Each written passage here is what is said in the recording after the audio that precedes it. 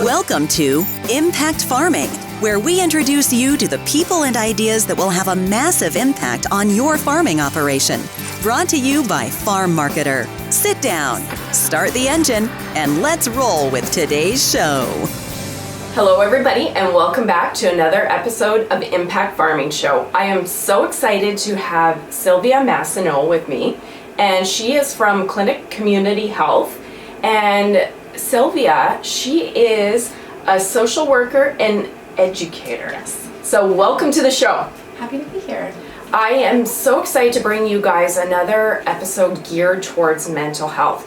As we all know, and I'm sure you can attest to, and we'll discuss right away, 2019 has been a crazy year for farming. I don't need to tell you guys that out there. I know you know that, but so much so that I actually took the month of November, and will probably be trickling into December, to stop the show and focus on mental health. Me personally, and many believe that no matter what we have for our farm, if we're not healthy and happy and our mental health isn't up to par, nothing matters, right? So I really want to bring in some amazing minds like Sylvia and do a focus on mental health because it's so very important. So I am excited. We are going to be speaking about the Manitoba Farm Rural and Northern Support Services line. And as I mentioned, Sylvia works here and with Manitoba Farm Rural Northern Support Services. Oh my goodness, what a tongue twister. So I wanted to speak to Sylvia about the line and bring a little bit of information to our audience here. So can you tell me about what you do and a little bit more about the line? Yeah, for sure. So a bit about what I do in my work. I work in two different jobs. I'm a social worker, I'm an educator. I also train volunteers for the crisis lines here in Winnipeg. Okay. And we also have a program out in Brandon, which is where our line and online chat is based out of, that I'll talk about and give you information about. A bit about me and my background. I come from a farming community, a farming family, so I grew up on a third generation dairy farm. Okay. So you know farming. Yeah.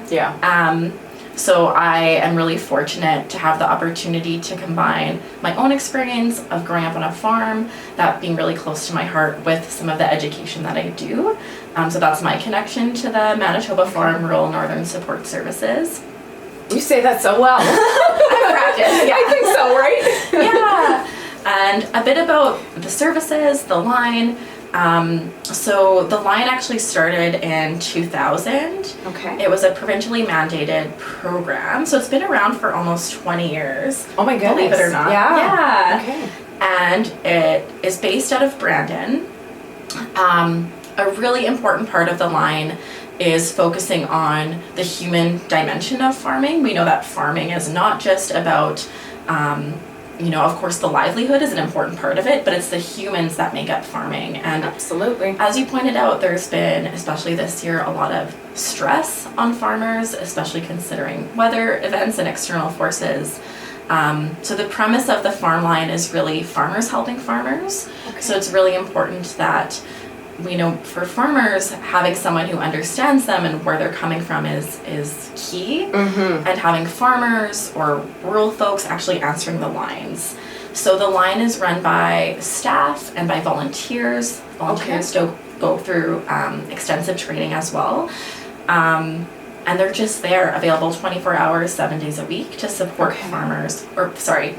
That specific line is not 24/7, but available during the week, Monday to Friday. Okay. And the Manitoba Suicide Line, which is also run out of our Brandon location, is also available 24 hours, 7 days a week as well. Okay, perfect. And we will put those numbers in the show notes as well. So if anybody's watching and wants to have that handy or share that about, we'll put in the show notes. So absolutely. Continue on. Yeah, what else would you like to... Okay, perfect. Well, then I'll take the cue. Okay. So your team's based on Brandon. You have a core team there and you use volunteers. I love that it is rural people, farmers helping farmers, because I know you have a farming background, I have a farming background, but one of the things I found too is sometimes if people don't understand farming, it's very hard for them to relate, right? I know personally myself, very often there's many people that I just don't talk to about farming because they don't get it, right? Yeah. Just like anything, if somebody can't relate, there's no point going there. I don't have children, so I might not be the best person to speak to about children. I don't quite relate as well. So where I'm going with that, it's neat that if farmers need to call, they know that they're talking to somebody that understands farming. Absolutely. Likely has the empathy, and it's not somebody downtown Toronto going, what's a cow, right? To me, I think that's a key part. Okay, so your team, there's a handful. How many people are there working?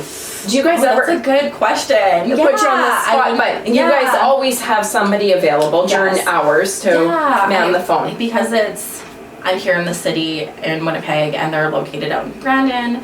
I don't know exactly the numbers of the folks answering the line at a time, but it's a number of people available, and that's a mix of staff and volunteers. So excellent. So that is great. I am curious. We know that 2019's been a hard year on farmers, and you mentioned that the line's been around for just about 20 years. I am curious. 2019 and maybe even the years leading up, there's been some tough years in farming with too much moisture and a lot of drought. Has the call volume increased? Yeah, so I looked into this, and from this time last year, we've actually seen a 35% upswing of interactions, which is a huge amount. Yes. And as you mentioned, the weather, and there's been trade wars, even early winter storms really impacting people. So I think it sure speaks to, that it makes sense that farmers would be reaching out more and seeking help more. And we've also noted that our online chat, so we do have an online chat that we started offering a couple years ago as well, is actually our fastest growing service. That's a great idea. Yeah. We know with reaching out, there's so much stigma, and sometimes even just picking up the phone, even though it's anonymous, can feel really intimidating. So having an online chat available as an option during the week is also key. So I really like that, because one of the things I wanted to talk to you about, and to me why I'm passionate about promoting mental health, is I want it to be to a point where when we talk about mental health, it's no different than somebody going to their doctor and saying my knee is sore, which really it isn't. Absolutely. This is part of our body. Why is there a stigma around it? It's just so normal, and that's the point where I want it to go. But unfortunately, I don't think everybody's there yet, and we're working hard, do more ag. Everybody out there is really doing a great job, and I think we're starting to remove that stigma. But I think I'm going to put myself in a farmer's shoes. I am a farmer. I also know how I am. I am probably like most people, confidential. I don't want people to know what's going on in my life, right? Especially the not so great things.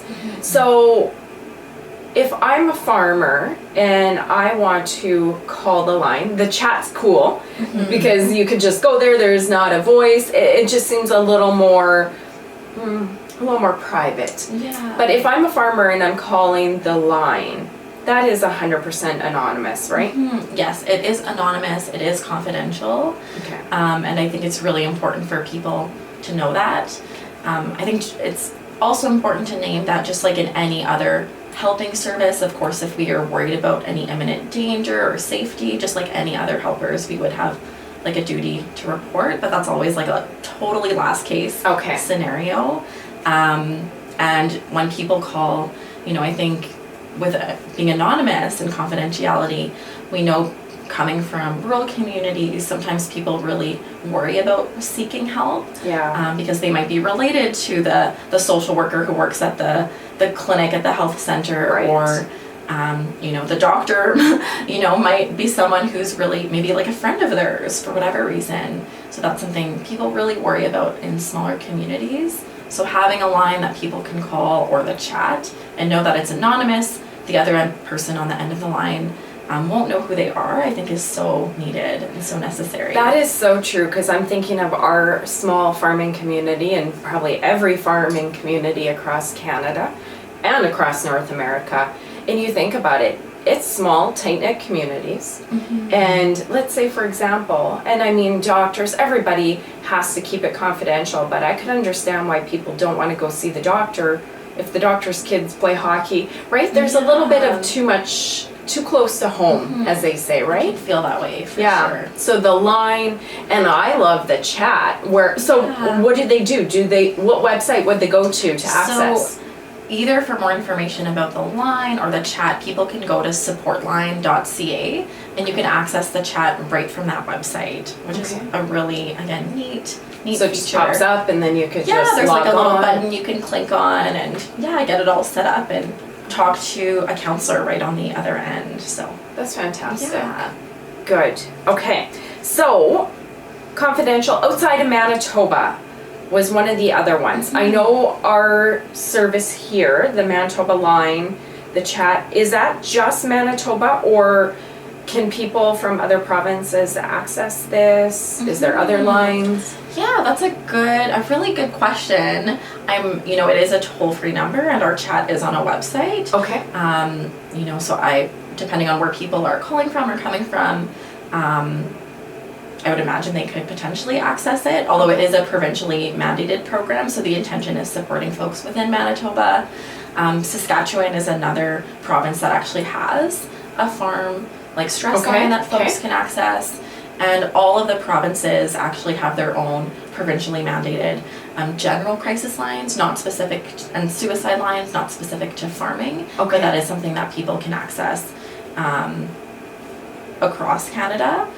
And of course, the Do More Ag website, which you had highlighted as well, also has some really great resources and information. So that could be a really good place to go. Okay, and then that's what I'll do. And I just thought of that. I'm here in Manitoba, so it's easy just to think of Manitobans. But we actually have people that watch our show from across Canada, North America, and even around the world. Cool. Yeah, it's really, really neat with the internet, right? So what I'll do is I'll go to Do More Ag and find some resources. I'll put in the show notes to make sure that we have you guys out there in the audience that are not from Manitoba covered. And we'll put that there so it's handy for you guys. So thank you for sharing all of that. This is such an amazing service that you guys do, and I know people probably thank you all the time, but on behalf of the community, I wanted to thank you guys, and I want to get you to share some last words of encouragement, wisdom with our audience in regards to reaching out if they need to. So go right ahead. Well, I just want to let farmers and producers know that if you're going through a tough time, that you're not alone, that you don't have to sit with that in isolation, and you don't necessarily even have to be the point of rock bottom to reach out for help. But if you just start to notice that stress, anxiety weighing on you, that you can absolutely call the line, go on to the website and access the chat, and know that you're not alone, that you can reach out and talk to someone who is empathetic, non-judgmental, and just really there to hear you and support you. Because I think as was highlighted, there's so much stigma that can get in the way of reaching out. But I hope we come to a point where we recognize that struggles with our mental health are no different than having challenges with our physical health. And just like we would go to the doctor if we're struggling, that it's absolutely okay to reach out for help. So I really want to encourage you. And even if maybe you're someone who is a loved one of a farmer or producer and you're worried about them, and maybe they're not at a point where they want to reach out for help, that you could also call the chat if you're worried about them and just want kind of support with that. So that's a great point. And I'm sure that happens more often than not, right? Because absolutely. Don't they always say it's sometimes easier to spot when others are off in comparison to noticing what's going on in our own lives? So a neighbor, a farming community, wait a minute, I noticed Bob or Susie's off, right? Yeah. So people can call in and just maybe get a little bit of feedback. Yeah. I think the beauty of rural life is that community component and helping one another. So I think looking out for one another is such is so incredibly important. And that's part of the line, why Farmers Helping Farmers is a really important component of the line and the challenge. So love it. yeah. So, one last time, if there's individuals in the audience in Manitoba, we'll put all these resources, but where can they go and access the phone number and the chat? So you can just actually head right down to www.supportline.ca, and there's information about the chat and the phone line as well. Excellent. That is great. Thank you so much for joining us. We really appreciate you spending the time. This is so important. The work you guys do is amazing. And thank you, thank you, thank you. Well, thank you so much for putting a spotlight on mental health and farming. I think this is so incredibly important. So thank you for that. I so agree. And thank you guys for joining us on another episode of the Impact Farming Show. See you next week. You've been listening to Impact Farming. For more great episodes and articles designed to help you manage and grow your farming operation, head on over to farmmarketer.com. Don't forget to sign up while you're there. We will see you on the next episode.